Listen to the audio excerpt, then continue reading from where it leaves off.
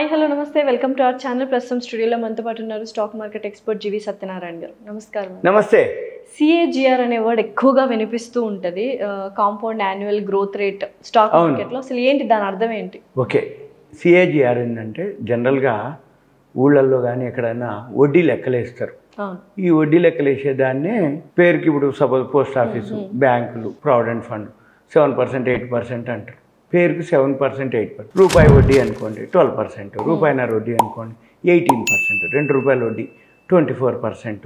ఊళ్ళలో ఏం చేస్తారంటే ₹2 వడ్డీ అంటారు. అంటే ఏంది 24% పర్ యానం, ₹3 వడ్డీ 36%. హైదరాబాద్కి వచ్చేటప్పటికి రియల్ ఎస్టేట్లో ఎక్కువ వడ్డీ రేట్లు ఉంటాయి. ఎందుకుంటుందంటే రియల్ ఎస్టేట్ వాళ్ళకి బాగా గ్రోత్ ఉంటుంది, బాగా సంపాదిస్తారు అనేది. వాళ్ళు చేసే బిజినెస్ని బట్టి వాళ్ళు ఇంట్రెస్ట్ రేట్లు అంటే ఇంట్రెస్ట్ పే చేయటం జరుగుతుంది. అయితే మనము ఒక వెబ్సైట్ ఉంది, వెబ్సైట్కి వెళ్ళి ఇప్పుడు ఎవరైతే ఈ వీడియో చూస్తున్నారో ఆ వెబ్సైట్ పేరు చెప్తాను క్లియర్గా. అక్కడికి వెళ్ళి ఆ వెబ్సైట్లోకి వెళ్తే చాలా ఫీచర్స్ ఉంటాయి. సపోజు పేరుకి నెలకు 5,000 డిపాజిట్ చేసిన సంవత్సరానికి 60,000 అయితే 12% వేస్తే ఎంత వస్తుంది, 18% వేస్తే ఎంత వస్తుంది, 24%. దాన్ని మనము సిఏజిఆర్ అంటాం. అంటే ఏంది, మీరు మామూలుగా పేరుకి 5,000 అనుకుంటావు, 5,000 ఏం వస్తుంది నెలకు అనుకుంటావు. 1 ఇయర్కి వచ్చేటప్పటికి రూపాయి వడ్డీ వేసినా కూడా చాలా తేడా వస్తుంది. మళ్ళీ time frame 1 year, 2 years, 3 years, 5 years, 10 years, 15, 20, 25 ఇచ్చినా కొద్దీ కొన్ని వందల వేల రేట్లు అది వస్తుంది.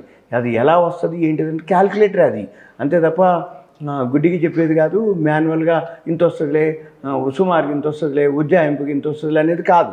సింపుల్గా ఏంటిది అంటే ఒక వెబ్సైట్ ఉంది, the calculator site, the calculator CALCULATOR calculator site.com, the calculator site.com.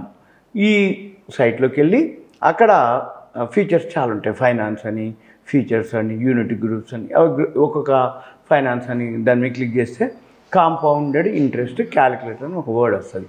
ఈ కాంపౌండెడ్ ఇంట్రెస్ట్ క్యాల్కులేటర్ మీద మనం క్లిక్ చేస్తే ఈ కాంపౌండెడ్ ఇంట్రెస్ట్ క్యాల్కులేటర్ మీద డాలర్లు, యూరోలు, పౌండ్లు, యెన్లు అన్నీ ఉంటాయి. అక్కడ మనం ఏం చేయాలి, మనం రూపాయల్లో కాబట్టి రూపీ సింబల్ మీద క్లిక్ చేసి మనము అక్కడ ఇనీషియల్ అమౌంట్ మీరు 1,000, 2,000, 5,000 సమ్ అమౌంట్ ఎంటర్ చేసి అక్కడ కింద బాక్స్ ఉంటుంది. ఇంట్రెస్ట్ రేటు 5%, 6%, యాన్యువలా, మంత్లీనా, 12%, ఇట్లా మనం ఎంటర్ చేసి మళ్ళీ కిందనే టైం ఫ్రేమ్ ఉంటుంది. 5 ఇయర్సా, 10 ఇయర్సా, ఎన్ని సంవత్సరాలు, ఎన్ని నెలలు లేదు, ఇట్లా ఎంటర్ చేసి కింద సింపుల్గా క్యాల్కులేట్ అని అంటే అది మనం తెలవకుండా అక్కడ మనం అంటే మల్టిపుల్ అవుతుంది.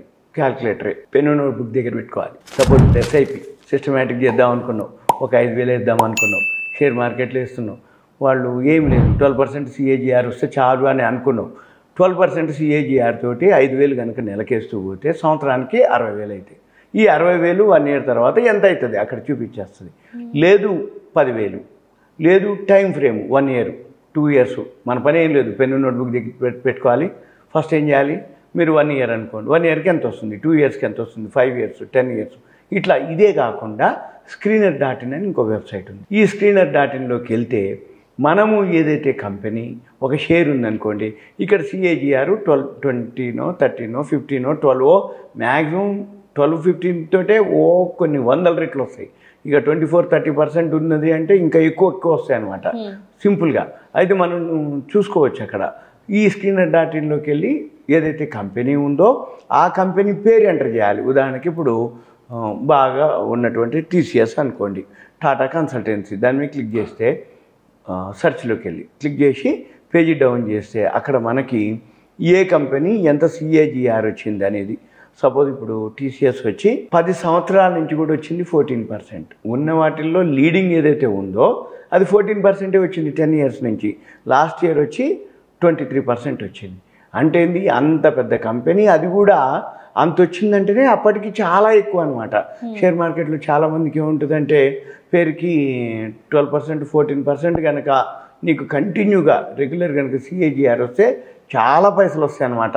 అవన్నీ కంటే కూడా ఉదాహరణకి ఇప్పుడు MRF ఉంది, MRF వచ్చి ఈ CAGR అంటే మనము CAGR ఏదైతే ఉందో ఇది MRF అని అంటే టైర్స్లో లీడింగ్ ఆయనే, ఎవరు? ఎంఆర్ఎఫ్.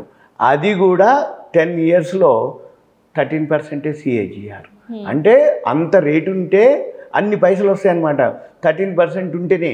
అదే కనుక మీరు కనుక పట్టుకోగలిగితే 20, 25, 30% ఉంటే కొన్ని 100,000 రెట్లు వస్తాయి.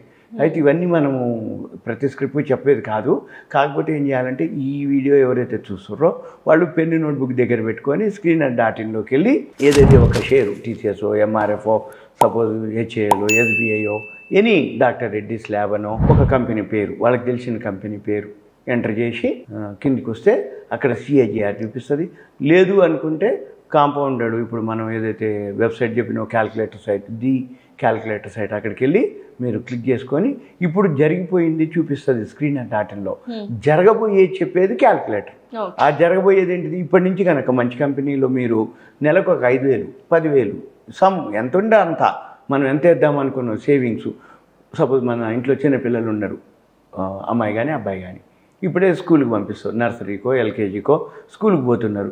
స్కూల్కి పోతే వాళ్ళతో పాటుగా మన పైసలు పెరగాలి అంటే వాళ్ళ పేరు మీద ఏదైతే సేవింగ్స్ చేస్తారు, అమ్మమ్మలు, నాయనమ్మలు, తాతయ్యలు, లేకపోతే మన ఇంట్లో వాళ్ళే పిల్లల పేరుతోటని గోల్డ్ కొనటం కానీ, లేకపోతే చిట్ ఫండ్ అయితే చిట్టీలు వేస్తారు, వేసి పెద్ద మొత్తం వస్తుందిలే నెలకింత కడదామనుకోండి.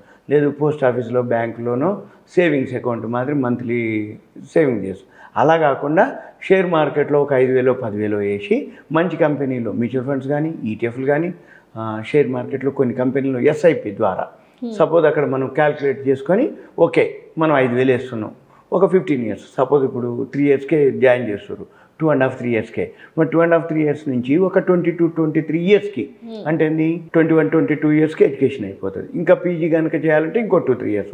జాబ్ కనుక రావాలి అంటే 23, 24 yearsకి జాబ్ వస్తుంది, ఎడ్యుకేషన్ అయిపోతుంది. అప్పటికల్లా వీళ్ళకి ఫైనాన్షియల్గా మ్యారేజ్కి అనుకోండి, లేదు ఇంకేదన్నా బిజినెస్ పర్పస్ అనుకోండి, లేదు ఒక పెద్ద మొత్తం మనం ఇవ్వాలి అని అనుకున్నప్పుడు ఇప్పటి నుంచే వాళ్ళ పేరు మీద ఒక 5,000, 10,000 సమ్ డిపాజిట్ మాదిరి చేసుకుంటూ పోయి CAGR చూసుకుంటూ ఉంటే ఎంత వస్తుందో ఒక ఐడియా ఉంటే దాన్ని బట్టి ఎంత వస్తుందో మనం కనుక చూసుకోగలిగితే, అంటే ప్రీ ప్లాన్గా ఉండాలి. ఇప్పుడు ఎప్పుడైనా కానీ అయిపోయినాక అబ్బా ఇంత పెరిగిందే, అప్పుడు నేను ఇన్వెస్ట్ చేసి ఇంత వచ్చేదే, అప్పుడు నేను కొనుక్కుంటే ఇంత అయ్యేదే అని అనుకునే బదులు ఇప్పటి నుంచే మనం మన పిల్లలు మన తర్వాత తరానికి ఒక పెద్ద మొత్తం ఇవ్వాలి అనుకున్నప్పుడు ఇటువంటివి చేయాలి. ఇదంతా కూడా ఒక అవేర్నెస్, ఎడ్యుకేషను, ఇన్ఫర్మేషన్ మాత్రమే. ఇంకా మీకు ఏదైనా డౌట్స్ ఉంటే మీ పేరు, ఏరియా, వాట్సాప్ మెసేజ్ పెడితే తర్వాత మనం ఎక్స్ప్లెయిన్ చేయడానికి వీలవుతుంది. ఓకేనా? Right, thank you.